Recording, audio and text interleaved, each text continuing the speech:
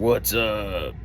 So I'm just gonna speak briefly about this stupid Nolan Wells thing that everybody seems to be talking about. I actually had no idea what any of this was. My wife told me, she's like, I guess some kid died or drowned off the coast of Horn Island, which is not that far from here. And it's getting national coverage, and I was like, why do they care? Like it's like what do we matter to them? And she said, well, they're saying it's racism, and I was like, oh my gosh, here we go. Um, the reason why I roll my eyes at that is because I grew up 35 years of my life in the Great Tundra Northern Plains, and I know how people think up there. And for the last 5 years or so, I've lived on the Mississippi coast. We actually kind of moved into Louisiana now, but so we're not too far from New Orleans at this point, but still very close to the Mississippi coast. And so, like, I realize, like, I know how people think up there. I grew up around all the racist jokes, all the racist tropes, everything. People are still that way up there. That's not just a '90s thing.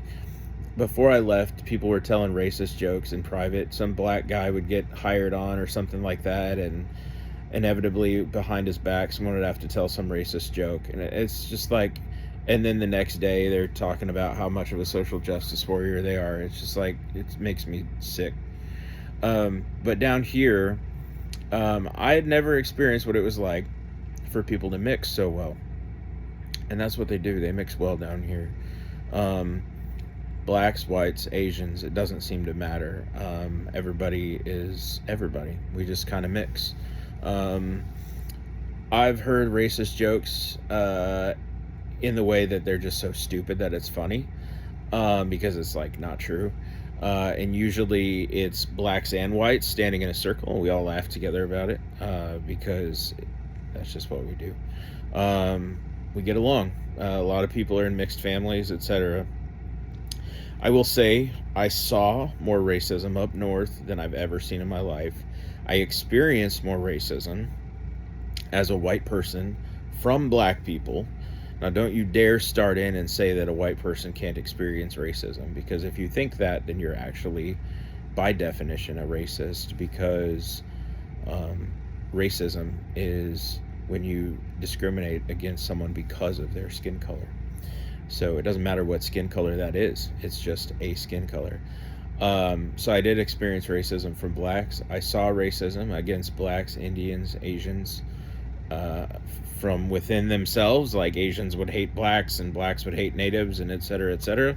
I saw all that up north, and it was disgusting, and made me uncomfortable. There was never a time where I didn't feel uncomfortable about it.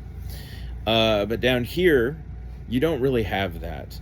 And for some reason, there's this lie going around that white people lynch blacks still, and it's like, we laugh about it because it's so stupid. And so all of these political agitators like Colin Kaepernick and Al Sharpton and Don Lemon, I mean, they have different titles like newscaster and football player, but they're really just political agitators. That's all they are. And they try to get people at each other's throats, because that divides us further so that the government can do something else and easily cover it up that they're not supposed to be doing. That's really what's going on right now. I can almost guarantee you that those two boys that went out with their black friend did not kill their black friend. I can almost guarantee you it wasn't racism, because that does not happen down here. Up north, it does. Down here, it doesn't. Not like it did in the 1800s. That's like me saying, oh, an Indian was shot in the Dakotas, so it must have been a cowboy, right? How stupid is that? You would think that I have the reasoning skills of a 5-year-old, but that's just how silly it is when people cry racism about everything. It's just so obvious to me. And nobody around here immediately jumps to racism. That's how you know that it's not racism, because if people around here immediately jumped to, oh, it must be a racist crime, then that would tell you something about the area.